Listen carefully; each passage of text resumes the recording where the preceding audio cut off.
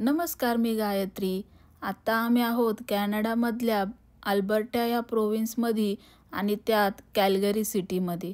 तर ह्या कॅल्गरी सिटीमध्ये एक म्युझियम आहे जिथं 19व्या आणि 20व्या शतकामधल्या गाड्या आहेत, म्हणजेच विंटेज कार्स. तर हे हेरिटेज पार्क म्हणून एक पार्क आहे कॅल्गरीमध्ये. आज संडे होता म्हणून जास्त गर्दी नव्हती. बाकी शेजारचे कॅफे आणि दुकानं बंद होती. इथं एक जुनी ऐतिहासिक ट्रेन आहे, ती बंद आहे आणि एक दुसरी पण ट्रेन आहे जी अख्खा पार्क आपल्याला फिरून आणते.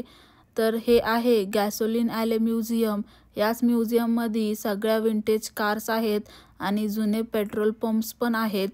1800 शतकामध्ये इथं फार्मर्स मार्केट असायचं, नंतर इथं म्युझियम झालं. हीच माहिती इथं बाहेर लिहिली होती. आतमध्ये गेल्या गेल्याच हा असा पेट्रोल पंप म्हणजेच इथले गॅस स्टेशन होते. एंट्रीपासूनच त्यांनी पूर्ण डिझायनिंग या म्युझियमची चांगली केली होती की स्टार्टिंगपासूनच आपल्याला विंटेज वाटावं सगळं. तर इथं तिकीट काढण्यासाठी तुम्ही ऑनलाईन पण तिकीट काढू शकता आणि ऑन साईट पण तिकीट भेटू शकतं. तर ॲडल्टचं तिकीट 15 कॅड्स आहे आणि छोट्या मुलांचं तिकीट 9 कॅड्स आहेत. हे सगळे जुने गॅस स्टेशन्स आहेत, बाहेरच लावले होते. आम्ही तिकीट काढलं आणि आत गेलो. या म्युझियमचे 4 भाग आहेत. पहिल्या मजल्यावर सगळ्या विंटेज कार्स आणि गॅस स्टेशन्स आहेत. बेसमेंटला अजून जुन्या आहेत कार्स आणि जास्त तिथं ट्रक्स आहेत. आणि एक साईडला बायसन एक्झिबिट आहे, म्हणजेच एक प्राणी होता बायसन. तो आता एक्झिस्टच करत नाही, म्हणजे तो जास्त हंटिंगमुळं तो नाही आहे आता ह्या जगात आणि जास्त तो नॉर्थ अमेरिकामध्येच असायचा. तर ही पूर्ण गंजलेली एक गाडी होती.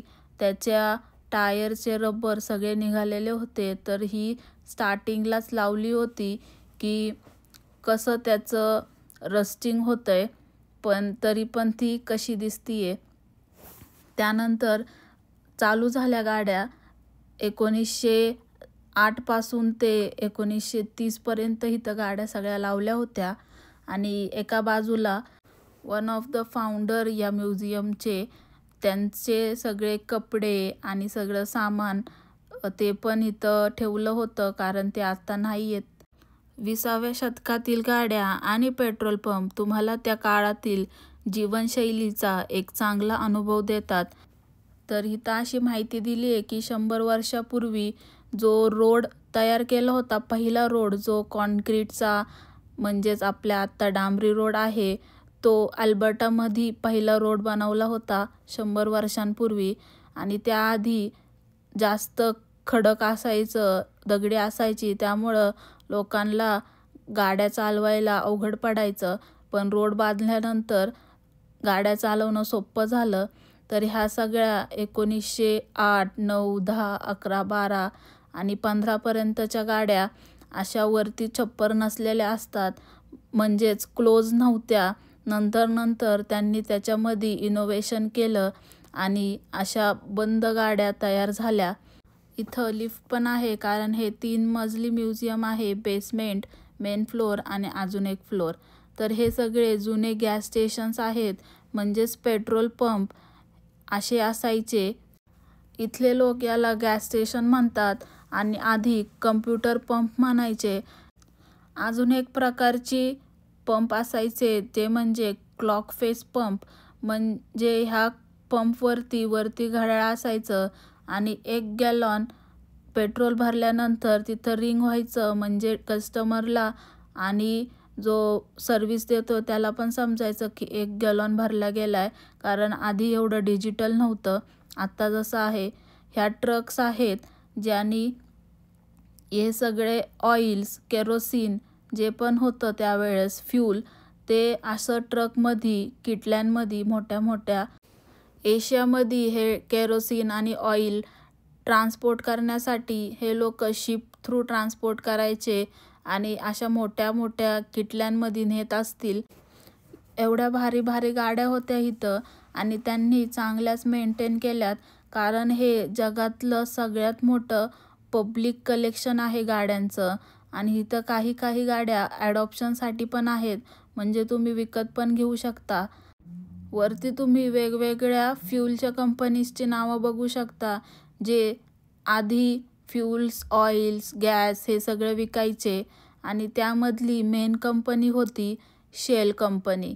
तर तुम्ही आपल्या इकडं पण ह्या शेल कंपनीचे पेट्रोल पंप बघितले असतील. इथल्या 2-3 गाड्यांवर बसून फोटो काढणं पण अलाउड होतं, तर आम्ही फोटो काढून पण घेतले. कारण ह्या गाड्या इतक्या विंटेज होत्या, मी कुठंच पाहिल्या नाही आहेत. इंडियामध्ये म्हैसूर पॅलेसमध्ये आहेत अशा 2-3 गाड्या, त्या पण फॉरेनवरूनच मागवलेल्या आहेत तिथल्या राजांनी. तर ही शेल कंपनी, त्याचं इनोव्हेशन कसं झालं, कशी ती इतकी मोठी झाली, त्याची हिस्ट्री इथं होती. तर 1911मध्ये असं छोटंसं टँक होतं त्यांचं आईस्क्रीमच्या गाडीसारखं आणि त्यानंतर 1955मध्ये त्यांनी पहिलं सर्व्हिस स्टेशन ओपन केलं आणि ते असं होतं. हे लोक जास्तीत जास्त इनोव्हेशनवरच भर द्यायचे.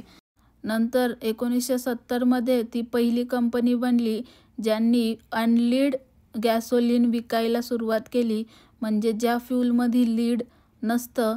त्यानंतर 2005मध्ये ते प्रोग्रेस करू लागले आणि 2021 नंतर त्यांची ही जर्नी तशीच कंटिन्यू झाली. या शेल कंपनीचा एक वेगळाच इतिहास आहे. हे लोक आधी सीशेलचा बिझनेस करायचे आणि इंटेरियर डिझाईनचा करायचे.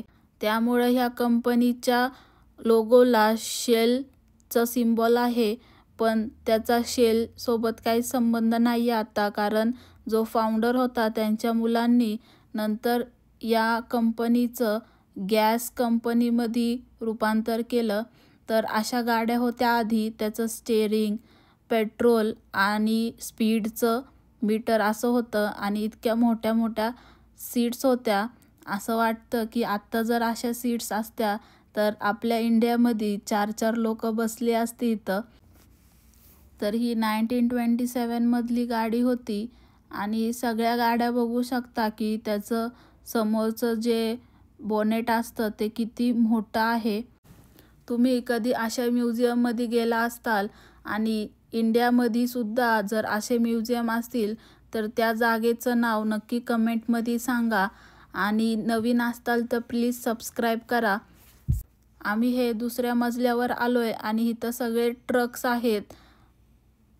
तुम्ही बघू शकता की 1912मधली ही ट्रक आहे आणि मला इथं एक व्हॅन दिसली जी आता खूप फेमस झाली आहे, ज्यामध्ये आपण राहू पण शकतो, झोपू शकतो. वेकेशनसाठी खूप यूज होती ही व्हॅन.